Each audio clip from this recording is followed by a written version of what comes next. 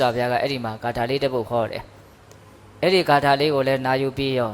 တိရိမာဟာသောတပတ္တိမေညာဖွညာကိုရတယ်အကောဒေနာဇိနေကောဓာအတ္တတုံတာတုနာဇိနေဇိနေကရတိတန္တာနေနသစ္စေနာလိကဝါဒိနံနော်ဒီဂါထာလေးကသာသနာမှာအလွန်မှတော့ထင်ရှားပါတယ်ပိဿတို့လည်းကြားဘူးမယ်လို့ထင်ပါတယ်အကောဒေနာဇိနေကောဓာအမျက်ဒေါသထွက်နေတဲ့ပုဂ္ဂိုလ်ကိုအမျက်မထွက်ခြင်းအဖြစ်မေတ္တာတရားဖြင့်အောင်နိုင်ရမယ်တဲ့ဟုတ်လားဒေါသကိုမေတ္တာနဲ့အနိုင်ယူရမယ်လို့ပြောတာအတ္တတုံတာတုနာဇိနေမကောင်းတဲ့လူကိုကောင်းသဖြင့်အနိုင်ယူရမယ်တဲ့မကောင်းတဲ့လူကိုကိုယ်ကပြန်ပြီးတော့မကောင်းမယ်ဆိုရင်အကောင်းဖြစ်လာကြအကြောင်းမရှိဘူးမကောင်းတာကိုပဲမကောင်းတာထပ်သွားမယ်ပေါ့နော်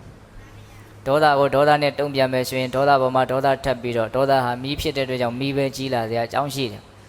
ဒေါသကိုမေတ္တာနဲ့တုံ့ပြန်မှသာလေတော့ဒေါသမီးကိုမေတ္တာရည်ဖြင့်နှိမ့်သက်ပေးရရောက်တယ်ဒါမှတကယ်အောင်မြင်မှုအစစ်ကိုရနိုင်တယ်ပေါ့